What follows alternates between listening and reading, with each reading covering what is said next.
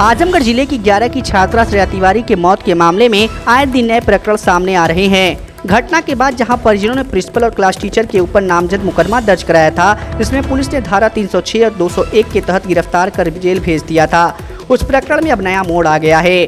तब जब इस पूरे प्रकरण की जांच की विवेचना मऊ जनपद में ट्रांसफर कर दी गई और विवेचना के दौरान व मोबाइल सीडीआर और तथ्यों के आधार पर मुख्य न्यायिक मजिस्ट्रेट आजमगढ़ की कोर्ट ने पुनः सुनवाई करते हुए प्रिंसिपल सोनम मिश्रा व क्लास टीचर अभिषेक राय को लगाई गई धाराओं से मुक्त कर दिया।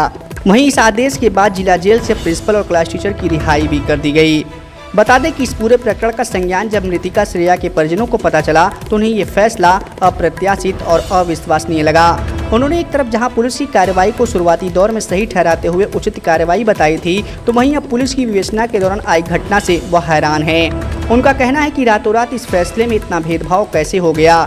मृतिका की मां और पिता ने पुलिस की इस कार्रवाई और विवेचना पर गंभीर सवाल भी उठाए हैं और वह अब आगे की कार्रवाई व बेटी के साथ न्याय की गुहार करने के लिए प्रदेश के मुख्यमंत्री योगी आदित्यनाथ के दरबार में अपनी बात को रखने के लिए कह रही हैं। इस मौके पर परिजनों द्वारा यह भी बताया गया कि पुलिस की विवेचना जब से बदली गई है तभी से उन्हें शक भी था और उनके द्वारा किए गए कृत्य से हम काफी आहत हैं। बेटी के ऊपर आरोप लगाना और उसके चरित्र पर सवाल उठाने का प्रकरण काफी शर्मनाक है। किस परिस्थिति में इस तरफ का फैसला लिया गया है, ये समझ से परे है। उधर इस फैसले को लेकर जिसमें प्रिंसिपल और क्लास टीचर को संबंधित धाराओं से मुक्त करते हुए जेल से रिहा कर दिया गया है कि प्रकरण पर प्रिंसिपल और क्लास टीचर मीडिया के सामने तो नहीं आए, लेकिन विद्यालय प्रबंधक ने पूरे प्रकरण पर कोर्ट द्वारा दिए गए फैसले का स्वागत करते हुए न्याय की जीत बताया है। उनका यह कहना है कि शुरुआती दौर में जो भी फैसला लिया गया जल्दबाजी में लिया गया था। प्रकरण को लेके यही कहना है कि गरीबों के कोई नहीं है। अगर गरीब है तो उसे सिर्फ हारना है, उसे दबाना है, बस यही है। और आज मैं हारी हूँ या दबाई गई हूँ, ये मुझे समझ में नहीं आ रहा है कि मैं आगे लड़ाई लड़ूँ भी कैसे लड़ूँ, किस पे भरोसा करके लड़ाई लड़ूँ। कौन मुझे न्याय दिलाएगा। मेरी बेटी चली गई तो मुझे मेरी बेटी तो नहीं, लेकिन मुझे न्याय से तो उम्मीद, न्याय तो मिलता। आज मेरी बेटी को न्याय भी नहीं मिल रहा है और उसके चरित्र पे इस तरीके से आरोप लगाए जा रहे हैं गंदे गंदे। क्या गरीब को जीने का अधिकार नहीं है? पुलिस का जो खुलासा है, जो जांच में खुलासा किया गया है, उसमें जो लड़कों का नाम आ रहा है, वो क्या चीज़ है?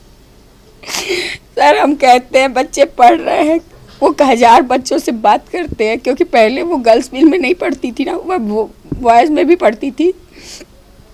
तो अगर बच्चे बात भी कर लिए तो क्या इसका मतलब उन्हें ये मिल जाता है कि वो मार डाले मेरे बच्चे को? एक आदमी के पर्सनल लाइफ में बहुत कुछ होता है, तो उससे क्या ये मिलता है कि कोई किसी को भी मार डाले?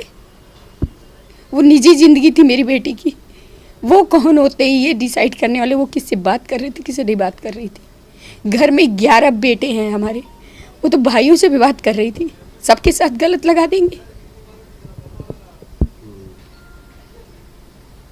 पुलिस ने जिस तरीके की जांच है उस पर क्या कहना आपका? सर, मैं बहुत शर्मिंदा हूँ कि मैंने ऐसे लोगों पे भरोसा किया जो लोग कभी मेरे साथ थे ही नहीं। मैंने कभी आप लोगों के सामने ये नहीं कहा कि नहीं प्रशासन मेरे साथ नहीं है। मुझे लगता था कहीं, क्योंकि हम दिल से जुड़ने वाले लोग हैं, हमें इमोशन पे भरोसा था कि लोग विश्वास दिलाते थे। लेकिन लोग कहते हैं ना कि पुलिस के पास कोई इमोशन नहीं होता। आज उन्होंने प्रूफ कर दिया कि उनके लिए कोई अपना नहीं है, कोई पराया नहीं, सब एक हैं। वो एक तराजू में सबको तौलते हैं। पैसा है तो वो उनके हैं और नहीं पैसा है तो किसी के नहीं है। विद्यालय पर इसलिए कार्रवाई हुई। मैंने शुरू से कहा कि अगर मेरी गलती है तो उसको भी साबित करिए और आपकी गलती है तो उसको साबित करिए। मैंने क्या मांगा था उनसे कि कैमरे की जांच करिए, कैमरा में मेरी बेटी गिरी है, कूदी है, ये बताइए। लेकिन उन्होंने ये कहाँ से प्रूफ किया कि मेरी बेटी ने किससे बात किया, किससे क्या किया, प्यार किया कि नहीं किया? वो ये सब क्यों उछाल रहे हैं? प्रशासन के हिसाब से ये कहा जाता है कि आपकी बच्ची की जो भी चीज़ें हैं उसको गोपनीय रखें। ये गोपनीय रखी गई है मेरी बेटी की बातों को। अगर उसके फ़ोन में कुछ मिला भी, इस तरीके से क्यों उछाला गया? क्यों पूरे उसमें प्रदर्शन किया गया? जबकि मेरी बेटी की बात ये हो रही है कि फरवरी के पहले तक क्योंकि मैंने कहा है, मैंने सबको बताया, मेरी बेटी फरवरी तक बात करती थी कि मेरे ससुर एडमिट थे हॉस्पिटल में, मेरी बच्ची यहाँ अकेले रहती थी। अगल बगल के लोग हेल्प करते हैं ना, बाहर ही थोड़ी कोई आता है।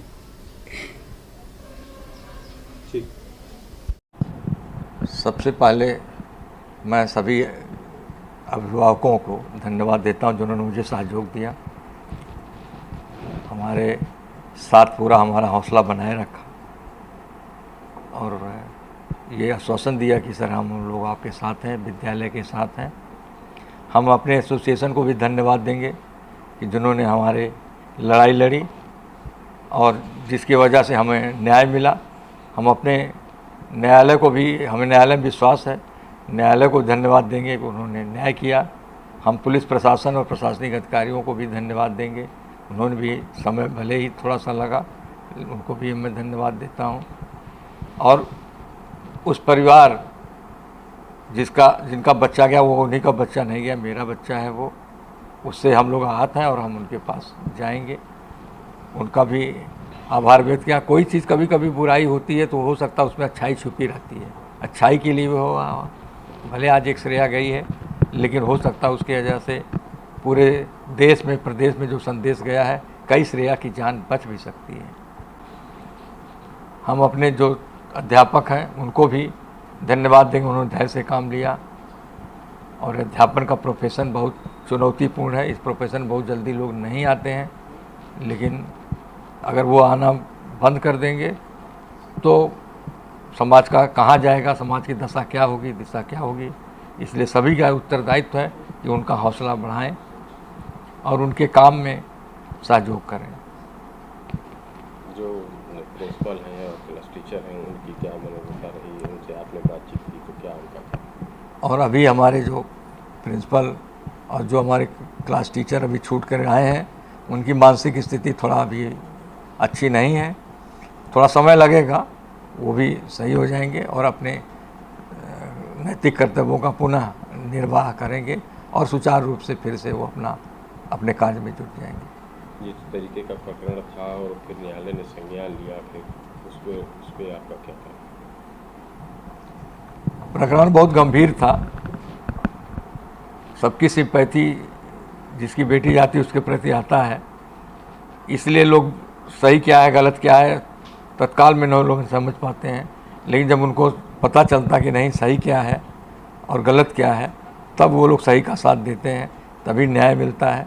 और ऐसा यहीं पे हुआ, सबको, जितने भी लोग गलत समझ रहे थे कि दोष विद्यालय का है और बाद में जब जांच आई तो उनको पता चला कि ये दोष विद्यालय का नहीं है, ये बच्चे ने क्षणिक आवेश में निर्णय लिया और उसके मन में क्या आया ये तो वही जाने।